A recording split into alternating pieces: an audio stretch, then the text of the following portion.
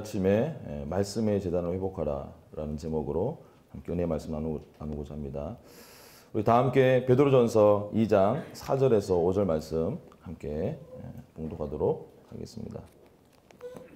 베드로전서 2장 4절 5절 말씀 함께 저와 여러분이 합독하겠습니다. 시작. 사람에게는 버림바 되었으나 하나님께는 택하심을 입은 보배로운 산돌이신 예수께 나아가 너희도 산돌같이 신령한 집으로 세워지고 예수 그리스도로 말미암아 하나님이 기쁘게 받으실 신령한 제사를 드릴 거룩한 제사장이 될지니라. 아멘. 네, 우리 이 시간 앞뒤 좌우 네 분에게 이렇게 축복하도록 하겠습니다. 우리 형제님 자매님의 마음의 재단이 회복되시기 형제님 우리 자매님의 마음의 재단이 회복되시기를 축복합니다. 시작.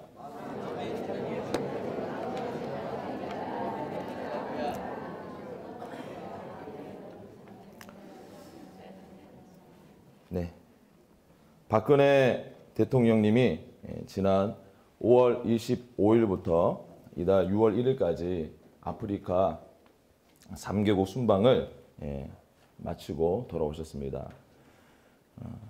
대통령이 순방한 3개 나라, 에티오피아, 우간다, 케냐 이 3개의 나라는 아프리카 내에서 앞으로 경제나 모든 국가의 발전 가능성이 가장 높은 나라로 손꼽히는 곳입니다. 여러분들도 아마 뉴스나 매스컴을 통해서 이제 그 아프리카 순방을 통해서 경제 협력 개발이라든지 그리고 군사나 안보나 외교 분야에서 실질적인 많은 성과들이 있었다는 것을 아마 잘 들으셨을 것입니다. 그 3개국 중에서 5월 28일부터 5월 30일까지 3일간 순방했던 우간다는 대표적인 우리 외교의 성과도 있었죠. 우간다가 앞으로 북한하고는 안보, 군사, 경찰 분야에서 협력을 중단하겠다. 물론 중간에 이제 발표하면서 좀 약간 번복하는 우왕좌왕이 있었지만 그렇게 최종 그런 대통령이 그렇게 선언을 했고 또 우간다에는 최초의 새마을 운동 지도자 교육원인 농업지도자연수원을 개원하게 되면서 이 우간다는 아프리카의 새마을 운동의 전진 기지가 되었습니다. 지금 현재적으로 세계적으로 뭐 저도 이제 지역교를 맡고 있으니까 사업장 신방을 이렇게 다니다 보면 정말 하여튼 뭐 최소한 제가 외국은 안 나가봤지만 우리나라의 경제 상황은 정말 많이 힘든 것 같고 또 제가 뭐 이렇게 신문이나 언론을 통해서 이 모든 것이 전 세계적으로 함께 그러면서 중산층이 점점점 사라지면서 미국에서는 트럼프 같은 이런 참 평상시에는 상상할 수 없는 그런 후보가 공화당의 후보가 되는 그런 지금 분위기가 점점 각 나라별로 형성되어 가고 있습니다. 이러한 저성장의 기조 속에 우간다는 경제 성장률이 앞으로 지속적으로 7% 이상 성장이 기대되고 있는 아프리카의 대표적인 경제 발전 가능성이 높은 그런 국가로 이제는 전 세계가 주목하고 인정하고 있습니다. 자, 그런데 이런 우간다가 30년 전만 하더라도 여러분 어떤 상황이었는지 혹시 알고 계십니까? 30년 전만 해도 이 우간다는 아프리카 대륙 아니 전 세계에서 가장 끔찍한 나라 중에 하나였습니다. 우간다는 영적으로 전통적으로 전령 숭배에 찌들어 있었고 그래서 이 국민들은 어둠의 권세에 묶여 있었기 때문에 늘 두려움과 고통 속에서 살아가게 되었습니다. 여러분들 아마 이디아민이라는 독재자 이름 다 들어보셨죠? 그 유명한 악명 높기로 유명한 이디아민 제가 옛날에 한창 대학 시절 비디오방 많이 자료 출입했을 때 이디아민 비디오를 제가 본 기억이 납니다. 이디아민 이 비디오가 있는데 하도 그 사람이 얼마나 악명이 높으면 그 영화로까지 나왔는지 이 이디아민은 우간다를 이슬람 국가로 선포하고 또 그 이디아민의 통치 아래서는 교회와 기독교인들은 극심한 핍박을 받았습니다. 당시 우간다는 수차례의 군사 쿠데타와 피비린내나는 전쟁을 계속 치르고 있었기 때문에 정말 누가 누구를 왜 죽이는지 모르는 상태에서 수백만 명의 국민들이 죽어갔고, 그리고 인플레이션이 1000%까지 오르면서 경제를 비롯한 국가의 모든 영역이 완전하게 파탄났던 그런 나라였습니다. 그런데 그 우간다의 모든 최악의 상황에 그 모든 것보다 가장 하이라이트를 찍은 가장 최악의 보고는 뭐냐면 바로 우간다에 대한 세계보건기구 WHO의 보고였습니다. WHO는 우간다가 에이즈로 감염된 최악의 나라라고 이렇게 보고했습니다. 그 보고서에 따르면 우간다가 에이즈로 1997년에 나라가 완전하게 붕괴될 것이다, 이렇게 예측을 했습니다. 인구의 3분의 1이 에이즈로 죽을 거고 나머지 3분의 1도 곧 에이즈에 감염될 것이고, 남은 3분의 1의 인구는 누굽니까? 어리고 나이 들어서 성관계를 갖지 않는 노인들하고 아이들만 남을 텐데, 근데 그 아이들 상당수도 이미 부모가 에이즈이기 때문에 에이즈에 감염이 되어서 태어나게 될 그런 아이들이 될 것이기 때문에 이 노인과 아이들이 남아가지고 무슨 나라를 지탱을 합니까? 그래서 이 WHO가 우간다가 붕괴할 것이다, 이렇게 예측을 했습니다. 이 짧은 시간에 우리가 들은 몇 가지 사항만으로도 정말 희망이라고는 상상할 수 없었던 그때에 소수의 기독교인들이 다음과 같은 예언적인 말씀에 반응하기 시작했습니다. 누구의 보고를 믿어야 할 것인가? WHO의 전문가들인가? 아니면 하나님의 말씀인가? 하나님께서는 우리나라를 위해서 좋은 계획과 거룩한 목적을 갖고 계신다. 이 말씀에 반응한 소수의 크리스천들이 그때부터 밤낮으로 정글로 숨어 들어가서 24시간 하나님이 응답할 때까지 하나님의 얼굴을 구하는 그러한 기도가 시작되게 되었습니다. 그 기도에 불을 붙인 존 물린디 목사님은 창세기 13장 17절 말씀, 너는 일어나 그 땅을 종과 횡으로 두루 다녀보라. 내가 그것을 내게 주리라.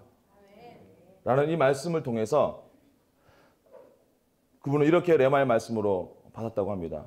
동서남북으로 가라. 너희 우간다 나라 도처에 네가 갈 수 있는 곳에 기도의 제단을 세우고 주의 이름을 불러라. 이런 하나님의 명령으로 그는 들었습니다. 그 명령 앞에 존 물린디 목사님은 순종했고 우간다 전국을 다니면서 가르치고 설교하고 여러 가정과 공동체와 교회와 마을에서 기도의 제단을 세우기 시작했습니다. 불타는 기도의 불이 우간다 전역으로 퍼져가면서 그것이 1년, 2년 지속적으로 기도의 불이, 그 부흥이 꺼지지 않고 우간다 전국으로 퍼졌을 때 마침내 우간다를 덮고 있던 어둠의 덮개가 뚫어지기 시작했습니다. 성령님이 우간다 각처에서 운행하시면서 강력한 성령의 역사하심이 나타나기 시작했습니다. 우간다의 영적인 분위기와 공기가 변화되었고 마침내 우간다에 나타났던 그 심판의 손길이 점점점 물러가게 되었습니다. 36%에 이르는 세계 최고의 에이즈 전염률이 6%로 떨어지는 기적이 일어나면서 우간다는 세계 최초로 에이즈 발병률이 감소하는 유일한 나라가 되었습니다. WHO의 예측이 실패로 판명되면서 이제 오히려 거꾸로 세계보건기구는 이 현상을 우간다 현상으로 명명하면서 역학조사하기를 시작하게 되었던 것입니다. IMF와 월드뱅크는 우간다를 아프리카에서 경제적인 회복으로 이룬 가장 모범적인 그런 나라로 선포했고 이제 우간다는 아프리카의 3대 신흥 강국 중에 하나가 되었습니다. 이 기도 재단 운동을 통해서 우간다의 그리스도인들은 교단을 초월해서 연합하게 되었고, 또 정치계와 경제계에는 점점 거듭난 하나님의 사람들, 하나님의 소명을 받은 사람들이 나타나기 시작하고, 그러면서 나라의 부패들이 하나씩 하나씩 제거되게 되었습니다. 우간다의 무세베니 대통령은 집권 26년 차 2012년도에 우간다 독립 50주년을 맞이하면서 기념식에서 뜻하지 않게 하나님 앞에 자신의 죄와 국가의 죄를 회개하는 기도를 드렸습니다. 그는 하늘에 계신 아버지 하나님, 우리 우간다 사람들은 우리를 위한 하나님의 선하심에 감사하기 위해 이 자리에 섰습니다. 라고 기도를 시작하면서 자신과 전임 통치자들의 죄의 용서를 구했습니다.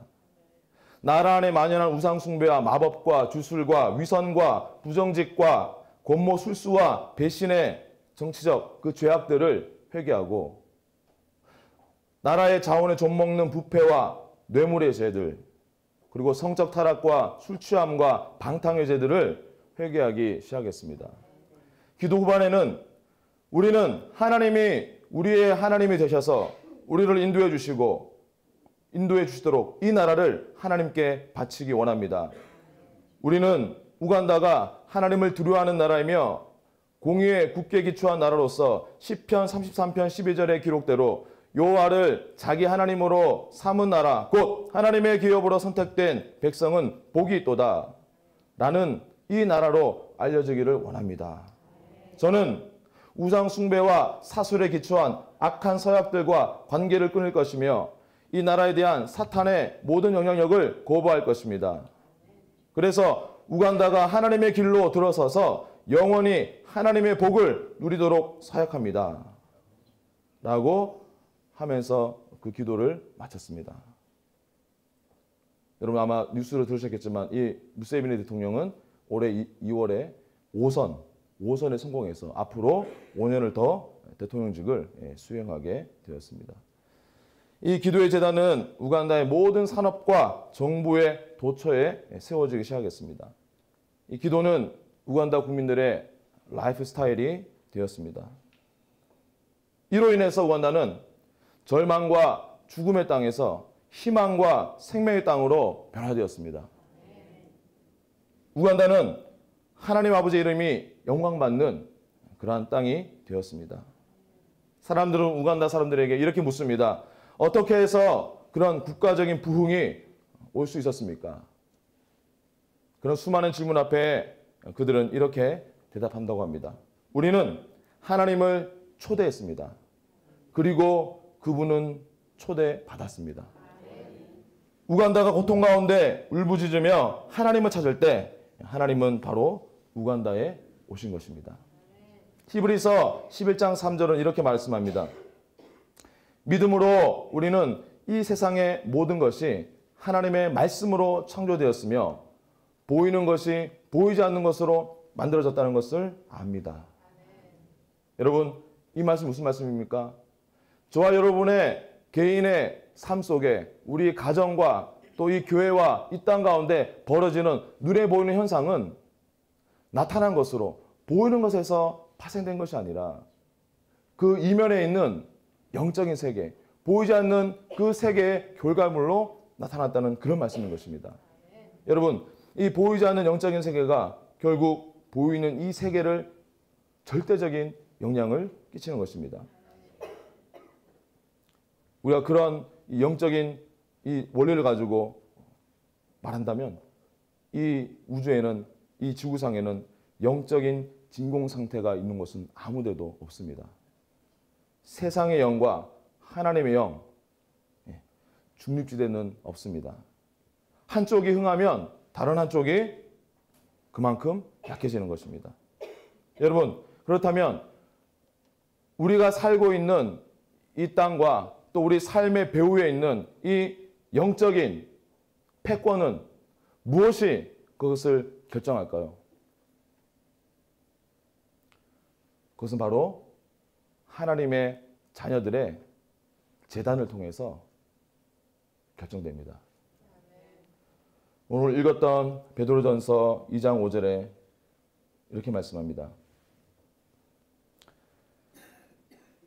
너희도 산돌같이 신령한 집으로 세워지고 예수 그리스도로 말미암아 하나님이 기쁘게 받으실 신령한 제사를 드릴 거룩한 제사장이 될지니라.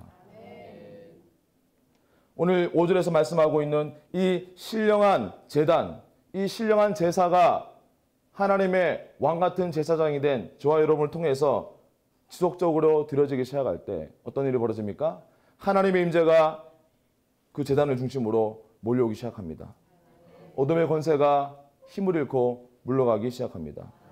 오늘 본문 5절에서뿐만 아니라 9절에서도 베드로는 예수 그리스도를 영접하고 예수님 안에 거하는 자들이 바로 어떠한 자들인지 그들의 정체성이 무엇인지 분명히 말씀하고 있습니다. 너는 택하신 족속이요 왕같은 제사장이니라. 이 시간 좌우 앞뒤 네 분에게 그분들의 신분을 확인시켜 줍시다. 당신은 왕같은 제사장입니다. 시작!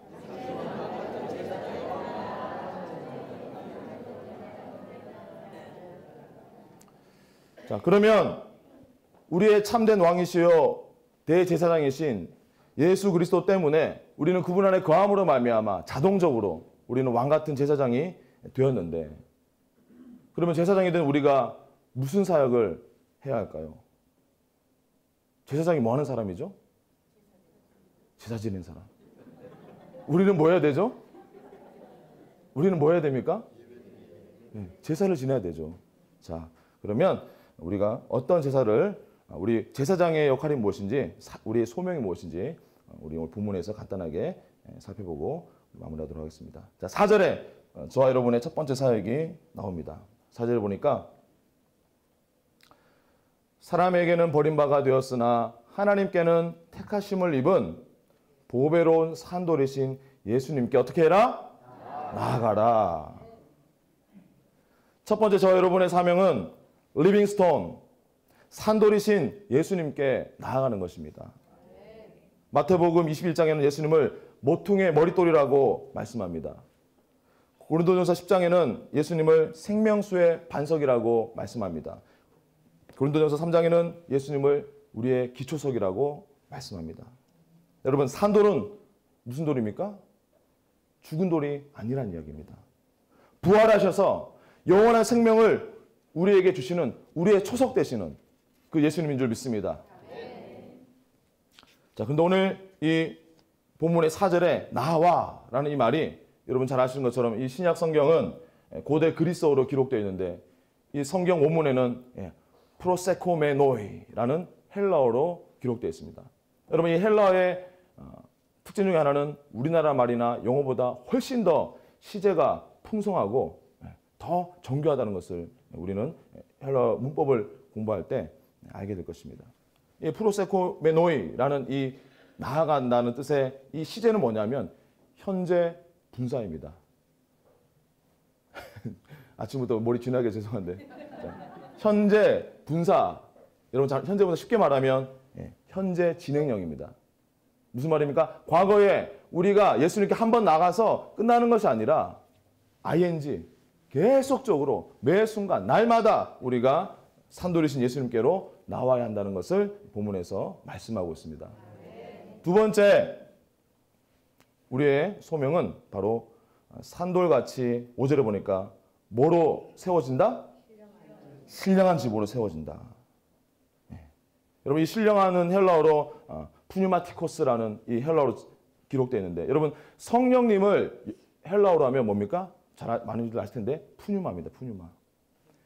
성령님이 헬라어로 푸뉴마고, 지금 여기서 쓰여진 신령한이라는 단어가 푸뉴마티코스인데, 그렇다면 무슨 말입니까? 이 신령한 집은 바로 성령으로 충만한 하나님의 집으로 우리가 세워져 간다, 그런 뜻입니다. 자, 그렇게 산돌이신 예수님을 향해서 성령의 의자에서 나와서 무엇하라는 겁니까? 오늘 5절에 보니까 하나님이 기쁘게 받으실 신령한 제사를 드려야 된다. 여러분, 구약시대 제사장에 어떻게 제사를 드렸는지 우리가 이해하면 지금 신약시대의 왕같은 제사장인 저와 여러분이 어떻게 제사를 드려야 되는지를 더 분명히 알 수가 있습니다. 여러분 구약시대 제사장들이 그 성막으로 들어가서 제사를 지낼 때 맨 첫 번째 그 성막 안뜰에 있는 번제단에서 희생제물을 잡고 불태우고 그리고 이제 하나님께 화제를 드리면서 하나님이 그 번제 희생제물의 그 화제를 흠양하면 그들의 죄를 회개하고 흠양하면 이제 성소 안으로 들어가게 되었습니다. 자, 성소 안으로 이렇게 처음에 제사장이 들어가면 오른쪽에 뭐가 있습니까? 진설병이 놓여 있는 떡상이 있습니다. 이 진설병은 한 주에 한 번씩 한 주가 끝날 때마다 제사장이 새로운 떡으로 배치하고 또 한 일주일 동안 진설되어 있었던 그 떡은 가져가서 제사장이 그것을 먹습니다. 바로 제사장들은 이 떡을 통해서 영양을 공급받고 또 새로운 힘과 신선한 능력으로 하나님을 지속적으로 예배하며 섬기게 되었습니다. 그리고 이제 앞에 제사장이 그 성막 안으로 들어가면 오른쪽에 떡상이 있고 앞에는 뭐가 있냐면 바로 분향단이 있습니다. 이 제사장이 분향단을 향해서 하는 일은 무엇입니까? 분향단의 향이 절대로 꺼지지 않도록 밤낮으로 그것을 관리하는 일을 하는데, 그래서 그 분향단이 이제 왼쪽에는 여러분 잘 아시는 것처럼 금초대가 있습니다. 성막 안에는 빛이 들어갈 수 있는 곳이 한 군데도 없기 때문에 이 성전 이 금초대에서 밝혀주는 그 7개의 불빛이 바로 이 분향단을 비추고 또 이 떡상을 비추고 또 제사장이 그 빛을 보면서 안에서 제사를 수행할 수 있게 해주시는 것입니다. 자, 그래서 이 제사의 가장 하이라이트 정점이 어디입니까? 1년에 단 한 번 제사장들은 못 들어가는 곳, 대제사장만이 대속죄일에 1년에 딱 한 번 우리 분향단 앞에 있는 휘장을 지나서 들어가는 지성소에 들어가는 곳. 그곳은 어떤 곳입니까? 하나님의 영광과 하나님의 임재가 충만한 곳. 그것이 바로 이 제사의 정점이죠. 자, 그러나 여러분, 지금 2016년도를 살아가고 있는 저와 여러분, 우리 왕 같은 제사장, 하나님의 복음의 제사장이 된 우리들은 이런 눈에 보이는 성막을 통해서 하나님께 이제는 나갈 필요가 없게 됐습니다. 누구 때문에? 누구 때문에? 예수님 때문에. 예수님이 십자가에서 운명하실 때 성소의 휘장을 찢으시고 이제는 대제사장이 1년에 한 번밖에 들어갈 수 없었던 그 하나님의 임재 앞에 누구든지 예수님의 십자가 보혈의 공로, 나를 위해 흘리신 그 피를 의지하기만 하면 항상 수천 번 언제든지 들어갈 수 있게 하신 것입니다. 이제는 우리는 구약 시대와 같은 그런 성막을 저와 여러분들은 가지고 있지 않습니다. 대신 저와 여러분이 바로 하나님의 뭐가 되었습니까? 성전이 되었습니다. 우리 안에 누가 거하시기에?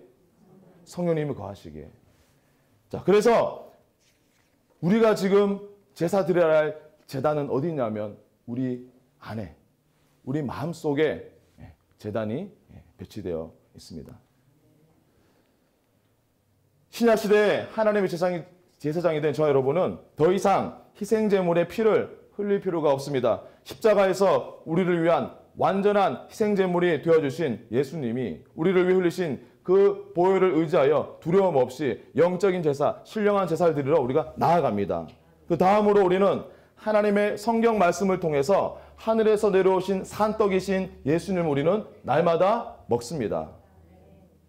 우간다 부흥의 원동력이 되었던 기도재단 운동의 핵심은 바로 사람들이 모여서 기도하기 전에 성경을 최소 45분에서 1시간 동안 합독하고 기도하는 것이 바로 그 부흥의 핵심이었습니다. 바로 이 말씀을 통해서 산돌이신 예수님의 생명을 우리는 공급받게 되는 것입니다. 요한계시록 5장에는 바로 이 분향단의 향을 성도의 기도라고 말씀하고 있습니다. 저와 여러분은 더 이상 이제 밤낮으로 구약시대 제사장들처럼 향을 피우고 불을 붙이고 이렇게 우리가 하는 사역이 아니라 이제는 뭡니까?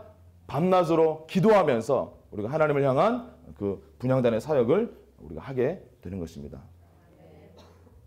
성령의 빛을 상징하는 금초대 불빛이 이 분향단을 비춘 것처럼 우리는 성령으로 기도해야 합니다. 성령의 빛을 상징하는 이 금초대가 만나 떡상을 비췄던 것처럼 우리는 성령 안에서 말씀을 이해하고 읽어야 합니다. 바로 이런 과정을 통해서 우리는 우리의 신령한 제사의 최종 목적지인 하나님의 임재 안으로 우리는 깊이 나아갈 수 있습니다. 이것이 바로 저와 여러분이 드릴 날마다 우리가 드려야 할 신령한 제사인 것입니다. 말씀을 정리하겠습니다. 만약 여러분이 예수님을 내 마음속에 영접했다면 여러분의 선택과 여러분의 상태와 여러분 지금 어떻게 살고 있는지, 지금 내가 감정이 어떤지 아무 상관없이 여러분들은 하나님의 거룩한 제사장으로 임명받으셨습니다. 이제 우리는 어느 곳 어느 때라도 예수님의 보혈의 공로를 의지하여서 말씀과 기도를 통해서 우리 마음속의 제단에서 하나님을 향한 신령한 제사를 드릴 수 있게 되었습니다. 말씀과 기도의 제단으로 우리 마음의 제단에서 신령한 제사가 정상적으로 드려지기 시작할 때 그 제사는 하나님의 임재를 끌어오게 될 것이고 우리를 둘러싼 모든 어둠의 권세는 물러가기 시작할 것입니다. 여러분, 개인의 이 제단이 회복되면 우리의 보이지 않는 영적인 공기가 점점 하나님의 영으로 채워지고 그것은 반드시 우리 삶 속에 보이는 삶의 치유와 또 자유와 승리와 건강과 신령한 형통으로 나타나게 될 것입니다. 부부가 연합해서 이 가정의 말씀과 기도의 제단을 쌓을 때 그 가정에 어떤 일이 벌어질까요? 어둠과 분열과 가난과 질병이 떠나가고 하나님 나라의 풍성한 공급과 소망과 행복이 임하게 될 것입니다. 교회에서 말씀과 기도의 제단이 뜨겁게 부흥할 때 그 교회는 어떻게 됩니까? 영적인 무기력과 침체가 떠나가고 회복과 구원과 하나님의 부흥과 기적 그리고 무수한 영혼 구원, 전도가 일어나게 될 것입니다. 교단을 초월해서 그리스도인들과 온 교회가 연합하여서 하나님께 함께 나아가 부르짖으면 이 대한민국의 영적인 공기는 바뀌게 될 것입니다. 여러분, 영적인 진공 상태는 없다고 말씀드렸습니다. 이 한국교회의 기도의 불이 씌어지니까 어떤 일이 벌어졌습니까? 어둠의 권세가 점점 흥하면서 과거에는 상상할 수 없었던 일들이 벌어지고 있습니다.